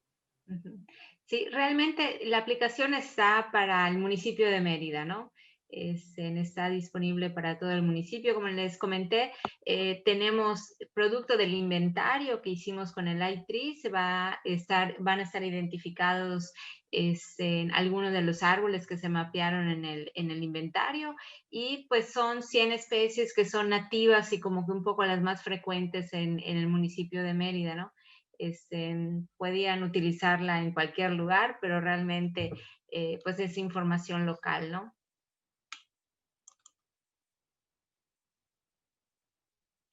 Es en silencio. No oímos tu pregunta, Flavia. Perdón. Dos preguntas que también van dirigidas hacia ti y que me gustaría preguntarte en conjunto. Una, ¿las personas pueden aportar datos para que sean cargadas a la app? Esto lo pregunta Alejandro Franco. Y la otra pregunta de Alejandro Franco es, sería excelente que las especies más representativas se pudieran mostrar en la aplicación, los sitios en donde se encuentran en los parques de Mérida. Entonces, sí, eso es parte.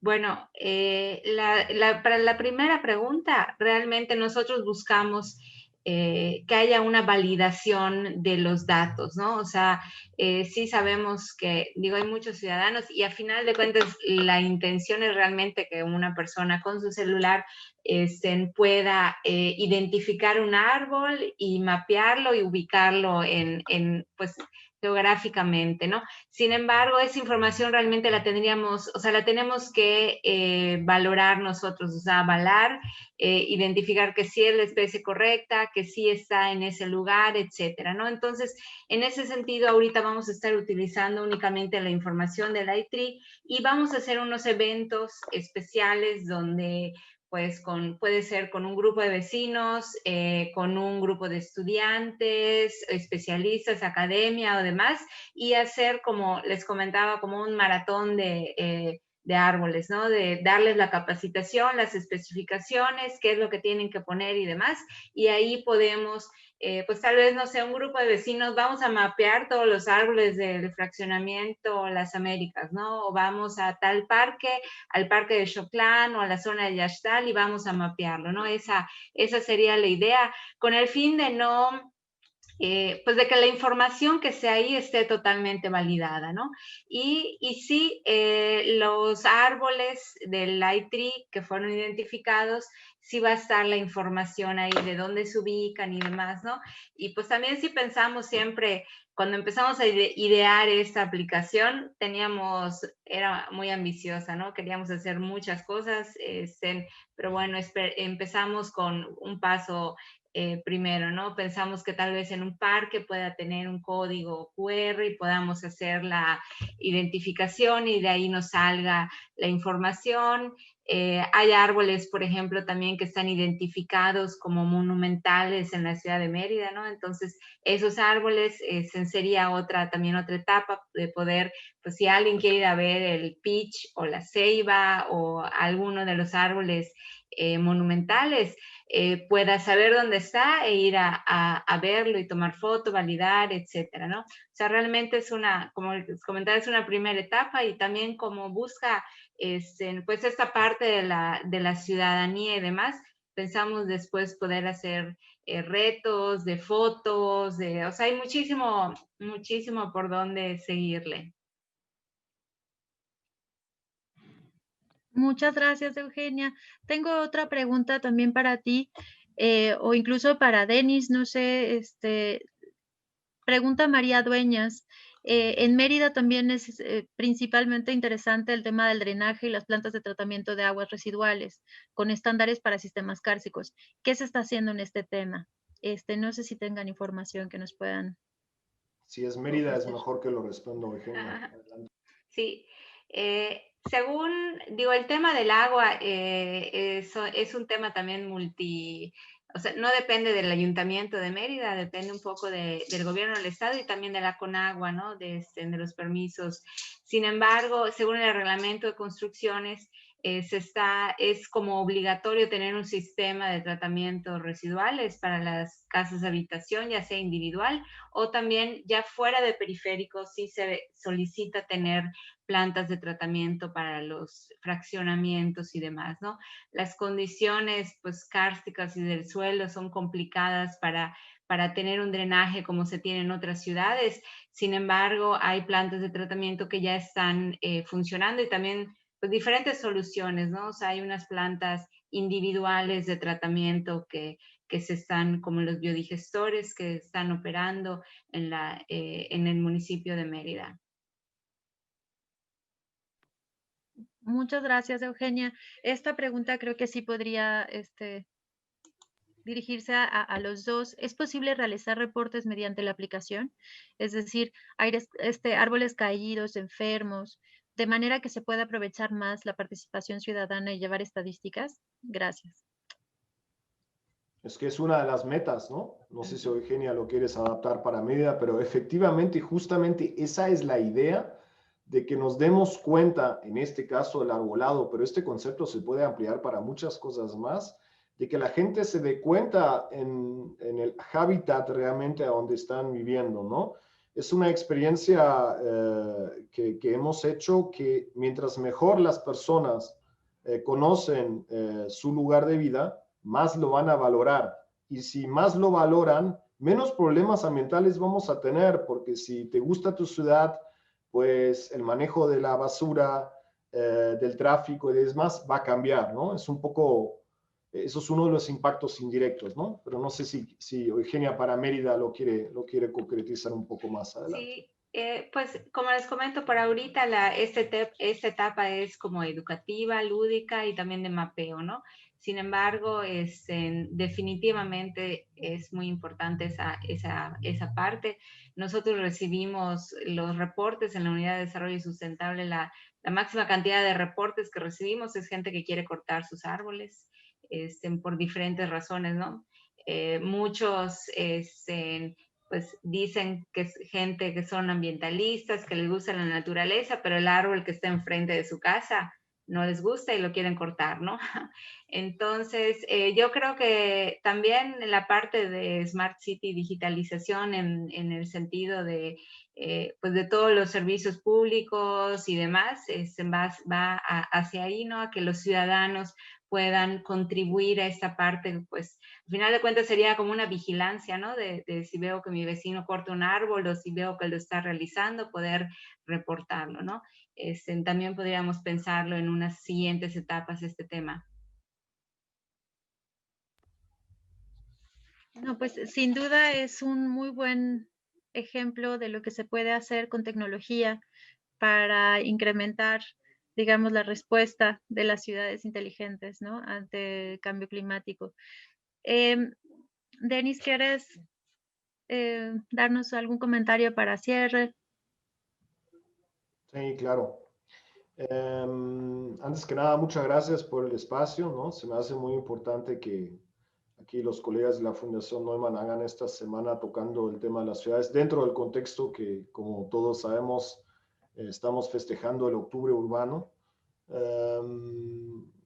Yo quisiera tal vez volver breve al inicio, cuando les comentaba de esta definición, ¿no?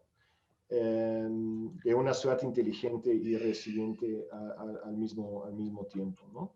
Todos estos ejemplos, ¿no? También el ejemplo que acabamos de comentar aquí con Mérida, sirven para muchas cosas buenas. Y que no son muchas cosas, puede ser atender el cambio climático, mejorar el medio ambiente, mejorar la calidad del aire, hacer más partícipes a la ciudadanía, ¿no? Avanzar más rápido en retos urbanos a través de la tecnología. Todas estas cosas tienen un buen impacto. Este buen impacto, como hay tantos diferentes canales para alcanzarlo, también en la comunicación, en la implementación, en el análisis y el seguimiento de los proyectos, nos ayuda muchísimo. ¿Por qué? Pues como el ejemplo, me gustó mucho el de Eugenia, de que por un lado las personas se interesan para el medio ambiente, ¿no? Pero luego cuando se cae el árbol o el árbol molesta en la misma calle, o lo que yo también ya experiencié, que cuando introducimos ciclovías nuevas, para dar un ejemplo que se está dando en muchas ciudades de América Latina, hay muchas quejas porque de repente la gente ya no puede salir por doble vía de su casa, ¿no? Solamente una vía porque la otra vía está reservada por la ciclovía, y de repente hasta gente que va en bicicleta empieza la discusión, ¿no? Entonces, ¿cómo es que esto nos ayuda? Pues yo creo que las tecnologías digitales también nos ayudan en la comunicación. Yo estoy sensibilizado que obviamente en muchos países de América Latina hasta la fecha, no todas las personas tienen acceso a estas tecnologías, pero está aumentando y cada vez son más. Y las nuevas generaciones van a vivir con esto, ¿no? Y si ojalá después del COVID volvemos otra vez a una recuperación económica, ¿no? Donde estos temas que hablamos hoy los hay que involucrar porque es el momento de no volver al antes. Entonces esto va a aumentar mucho más, ¿no? Entonces yo creo que para dar una frase de resumen es que a las ciudades no les queda otra tampoco, ¿no? Entonces es mejor iniciarlo ya porque la transformación digital va a seguir y se está aumentando y está avanzando a un ritmo increíble, también impulsado por la pandemia, ¿no? Dos, la emergencia climática no se olvidó porque está el COVID. La emergencia climática está ahí y está afectando a muchísimos lugares del mundo. Ciudades son un espacio, su territorio en alrededor también, las ciudades costeras también en específico. Entonces hay que buscarse soluciones. Lo hemos visto en México aquí hace poco. Pasaron 2 huracanes en tiempo muy poco con un potencial increíble, ¿no? Siempre hubo huracanes, pero ese potencial y ese ritmo que estamos notando necesita medidas de adaptación en las ciudades que están en estas regiones, ¿no? Y tercero, como último, nos ayuda la tecnología a poner en el centro de las decisiones a la ciudadanía. No siempre esto se da, ¿no? Pero desde mi punto de vista, y muchos problemas del pasado se dieron porque no se involucró a las personas que se debería haber involucrado. Y mi optimismo, ¿no? Creo que Marco ya se fue, pero ahí coincidimos siempre. Ese optimismo racional mío es que el involucramiento va a costar tiempo. El tiempo que cuesta se va a reducir a través de la tecnología digital. Entonces vamos a tener mejores decisiones más inteligentes en las ciudades en un futuro. Gracias. Muchas gracias, Denis. Hay un comentario en el chat que me gustaría leer antes de darte la palabra, Eugenia, que dice: creo que es importante concientizar a los ciudadanos de la ciudad de Mérida de que el hecho de tener árboles y que tiren sus hojas no es basura, ya que es un pensamiento recurrente en la ciudad. Felicidades a todos. Creo que la concepción de que los árboles ensucian las calles, las banquetas, es común a muchas ciudades. ¿Cómo lo ves tú, Eugenia? Para cerrar, ¿qué te gustaría comentar? Pues coincido con el comentario de que necesitamos concientizar a los ciudadanos, ¿no? Pues para mí, aunado a lo que comentó Denis, creo que el tema de la pandemia ha puesto muy evidente que el tema de medio ambiente y salud están muy relacionados, y que también la ciudad de 5 minutos que han promovido otras ciudades, pues hubiera estado ideal que en Mérida, por ejemplo, hubiéramos tenido todo a 5 minutos, ¿no? El poder comprar nuestros alimentos, el poder ir a trabajar, el poder hacer todas esas actividades, ¿no? Esa importancia de que, como dicen, ya nos está llegando o atropellando también el cambio climático, ¿no? Y precisamente, pues tenemos que encontrar soluciones, tenemos que tener ciudadanos informados, proactivos, activos y demás. Y creo que la parte de la digitalización es algo, pues una herramienta muy útil que podemos contar en la ciudad a largo plazo para poder realizar acciones concretas, ¿no?